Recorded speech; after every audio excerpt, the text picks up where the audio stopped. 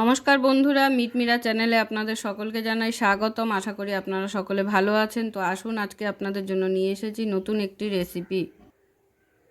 আবারও কাতলা মাছের একটি নতুন রেসিপি আলু দিয়ে। তো তার জন্য এখানে আমি 5টা মাছ নিয়ে নিয়েছি। মাছটাকে এবারে আমি প্রথমে ম্যারিনেশন করব। তো ম্যারিনেশনের জন্য আমার লাগছে হলুদ,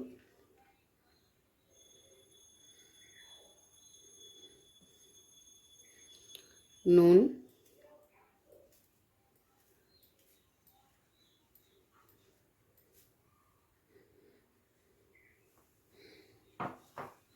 আর দিয়ে দেবো কিছুটা সর্ষের তেল।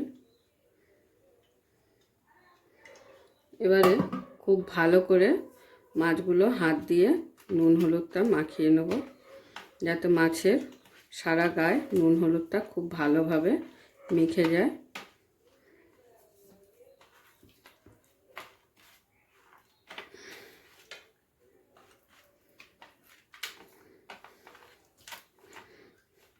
তো আমি এখানে সবগুলোই পেটি নিয়ে নিয়েছি, আপনারা চাইলে গাদাও নিতে পারেন। তো ম্যারিনেশন করা হয়ে গেল। এবারে আমি এটাকে 10 মিনিট রেস্টে রাখবো। ততক্ষণে একটি মশলা রেডি করে নেব। মশলাটায় লাগছে আমার আদা কুচি, গোটা জিরে,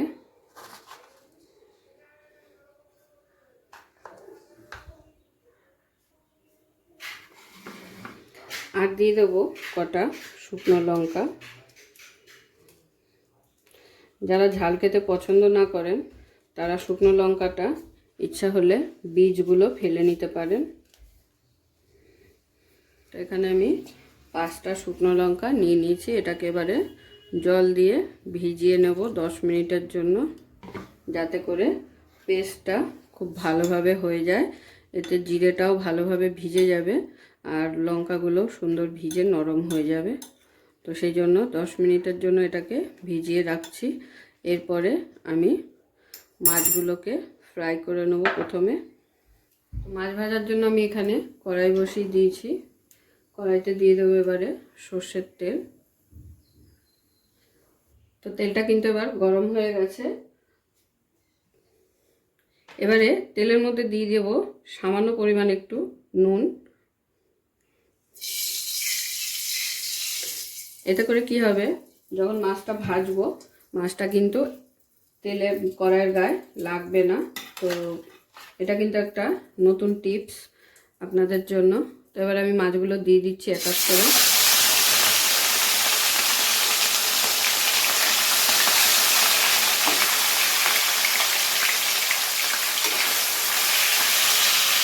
এবারে একটা মাছ আমি নাড়া দিয়ে দেখিয়ে দিচ্ছি।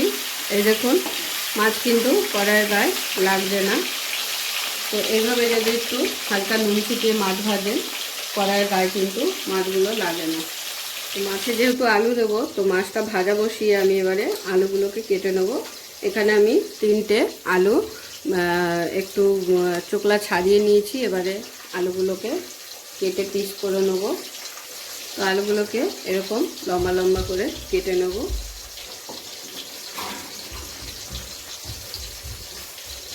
কেটে আলুগুলো কিন্তু জলে ভিজিয়ে রাখতে হবে, নাহলে কালো হয়ে যাবে। তাহলে আলুগুলো কিন্তু কেটে নেওয়া হয়ে গেছে আমার। আর এই বোলের মধ্যে কিন্তু জল দেওয়া আছে, জলের মধ্যে ভিজিয়ে দিয়েছি।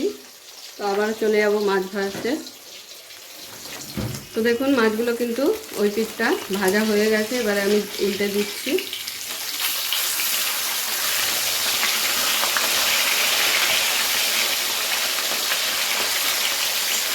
আশা করি দেখতেই পাচ্ছেন যে সামান্য একটু নুন দেওয়াতে একটা মাছও কিন্তু আমার কড়াইয়ের গায়ে লাগেনি, খুব সুন্দরভাবে উল্টে গেল। তো এইভাবে যদি একটু হালকা নুন ছিটিয়ে মাছ ভাজেন, দেখবেন কড়াইয়ের গায়ে লাগবে না।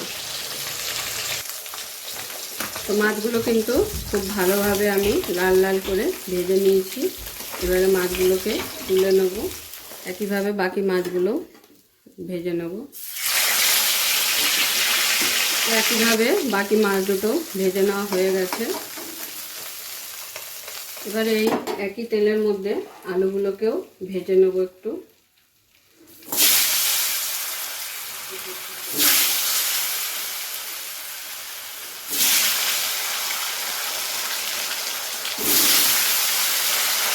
আলুটার যাতে খুব সুন্দর কালার আসে তার জন্য দিয়ে দিচ্ছি সামান্য পরিমাণ হলুদ গুঁড়ো।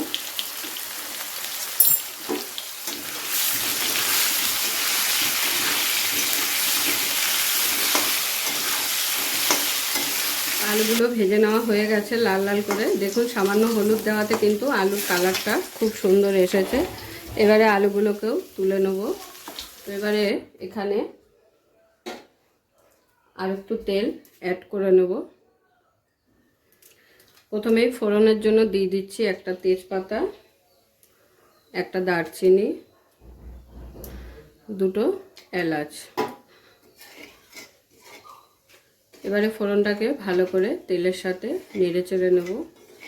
ফোড়নটা থেকে যতক্ষণ না সুন্দর একটা ফ্লেভার বেরাচ্ছে একটু 2 মিনিট নেড়ে নেবেন।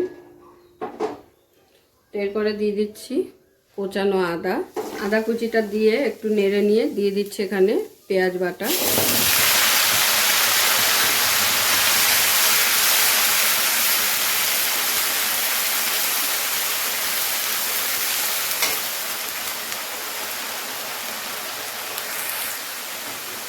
পেঁয়াজটাকে ততক্ষণ ভেজে নেব যতক্ষণে না পেঁয়াজের কাঁচা গন্ধটা চলে যাচ্ছে আর পেঁয়াজের কালারটা হালকা ব্রাউন হয়ে আসছে।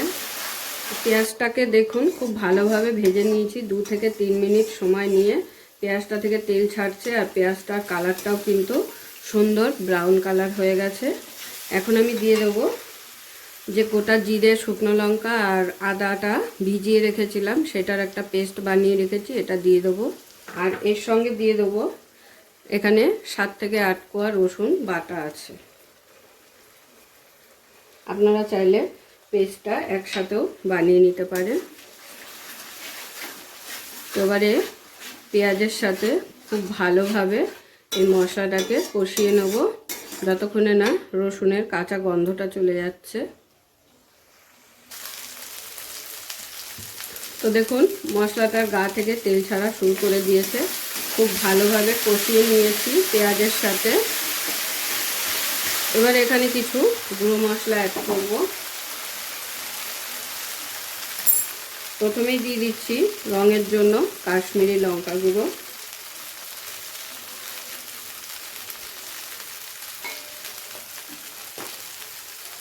এরপরে দিয়ে দিচ্ছি সুন্দর ফ্লেভারের জন্য একটু ধনে গুঁড়ো, আর দিয়ে দেবো হলুদ গুঁড়ো।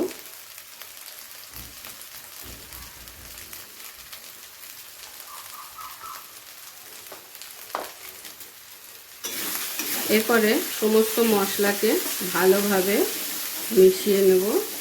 মশলাটা কষাতেই কিন্তু খুব সুন্দর একটা ফ্লেভার বেরিয়েছে। তো খুব ভালোভাবে মিশিয়ে নেওয়ার পরে এখানে অ্যাড করে দিচ্ছি টমেটো পেস্ট। এখানে আমি 2টো মিডিয়াম সাইজের টমেটো পেস্ট নিয়েছি। টমেটো পেস্টটা দিয়েও ততক্ষণ নাড়তে হবে যতক্ষণে না টমেটোর কাঁচা গন্ধটা চলে যাচ্ছে। দিয়ে দিচ্ছি স্বাদ অনুযায়ী লবণ। নুনটা আপনারা আপনাদের মাছের পরিমাণ অনুযায়ী আর গ্রেভির অনুযায়ী দেবেন। তো আমি এখন এখানে 1 চামচই দিলাম, পরে চেক করে দেখব যদি প্রয়োজন হয় তো আবারও একটু দিয়ে দেব।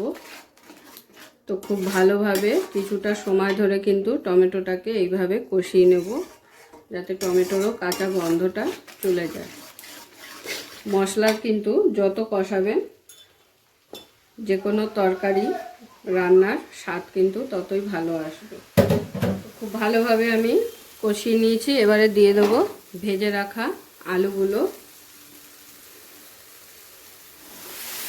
আলুগুলোকে দিয়ে মশলার সাথে খুব ভালোভাবে নাড়িয়ে নেব। একটু বেশি কষানোর দরকার নেই কারণ আলুগুলো যেহেতু আগে থাকতে ভেজে নিয়েছি, তো প্রায় 60% কিন্তু কুক হয়ে আছে আলুগুলো। এবারে দিয়ে দিচ্ছি পরিমাণ মতো জল। যে যেরকম গ্রেভি খেতে পছন্দ করেন সেই অনুযায়ী জলটা দিয়ে দেবেন। ভালো করে নেড়ে চেড়ে দিলাম। এবারে ফুটতে দেবো ঝোলটাকে আগে। তো দেখুন ঝোলটা কিন্তু খুব সুন্দরভাবে ফুটে উঠেছে, আর আশা করি আলুও সেদ্ধ হয়ে গেছে। এই দেখুন। তো এবার আমি মাছগুলো দিয়ে দেবো এর মধ্যে।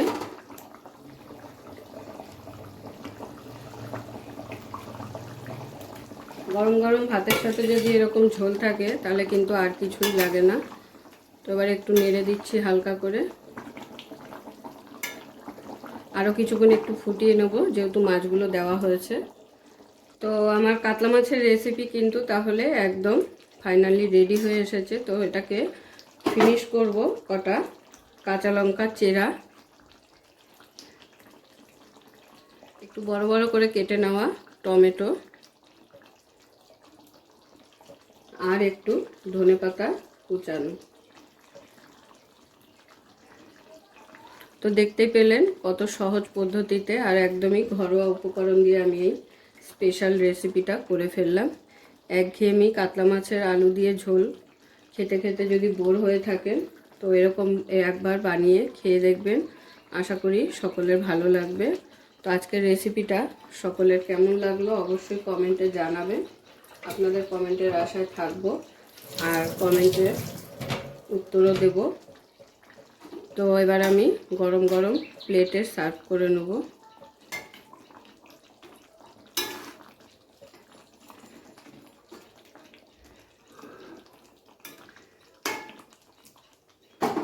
পুরো ভিডিওটা দেখার জন্য সকলকে অসংখ্য ধন্যবাদ। এরকম আরও নিত্য নতুন ভিডিও দেখার জন্য চ্যানেলটি অবশ্যই সাবস্ক্রাইব করে নেবেন আর পাশে থাকা বেল আইকনটি প্রেস করে নেবেন নতুন রেসিপির আপডেট পাওয়ার জন্য। তো সবাই ভালো থাকবেন, সুস্থ থাকবেন, আবারও দেখা হচ্ছে আপনাদের সাথে নতুন একটি রেসিপি নিয়ে।